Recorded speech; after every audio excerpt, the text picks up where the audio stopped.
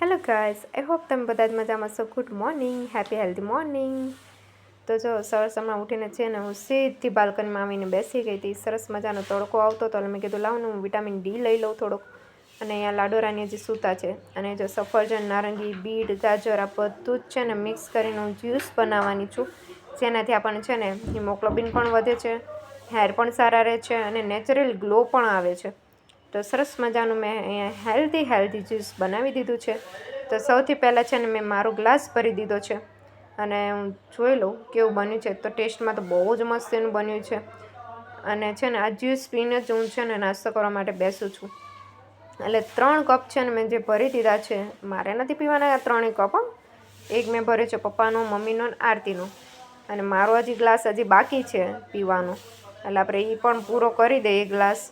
તો ફટાફટ હું છે ને મારો ગ્લાસ પૂરો કરી દઉં.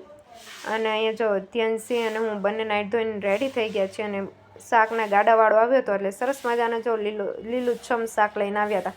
ભીંડો, ટમેટા, દૂધી બધું જ હતું સરસ મજાનું શાક. એમાંથી આપણે દૂધી લેવાની હતી એટલે આપણે દૂધી લઈ લીધી. પણ ધ્યાનસિંહ શું કહે છે, ના દૂધી લઈ લીધી પણ પૈસા નથી દેવા મમ્મા, પૈસા નથી દેવા. મેં તો એમ ના ચાલે બેટા, પૈસા તો આપવા પડે.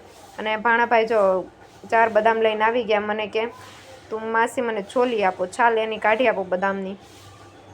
તો પહેલાં તો છે ને મેં ખાધી, એક એને આપી અને બીજી 2 હતી ને એને હું છાલ કાઢીને છે ને એને દઈ દઉં છું.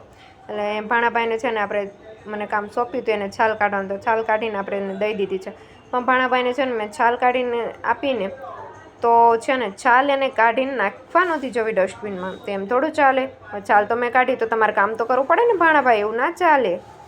અને જો વાગી ગયા છે 11:15 અને ધ્યાનસિંહ બેન જે આપણા સૂતા છે. અને જો મારું ગલગોટાનું ફૂલ પણ સૂઈ ગયું છે. જો આજે છે ને જમવામાં છે મગ, ભાત, દૂધીનું શાક, રોટલી અને ઠંડી છાશ. મારું અને ધ્યાનસિંહનું બંનેનું ફેવરિટ છે નહીં દૂધીનું શાક. શેનું તને ભાવે શાક? દૂધી. એટલે મસ્તીને જો અમે બારી આગળ બેસી ગયા છીએ જમવા માટે. હે ને અહીંયા બેસીને ખાવું છે ને? સારું, બધાને કહી દે ચાલો જમવા બધા. તો ચાલો ફટાફટ હું ધ્યાનસિંહને જમાડી લઉં. ત્યાં સુધી મળી થોડી વાર પછી. અને જો હું અને મારા ભાણાભાઈ અમે ધનોરાનીને લઈને ઉપડી ગયા હતા, કારણ કે અમારે છે ને લેસ ને એવું બધું લેવાનું હતું, વાઘા બનાવવા માટેનું મટીરિયલ બધું લેવાનું હતું. એટલે અમે બંને જણા છે ને ઉપડી ગયા છીએ. તો વાતોના ગપટા મારતા હસી મજાક કરતાં અમે છે ને ઘરે પહોંચી ગયા છીએ. તો આજનો વ્લોગ અમારો ગમ્યો હોય તો લાઈક કરજો, શેર કરજો, સબસ્ક્રાઈબ કરજો.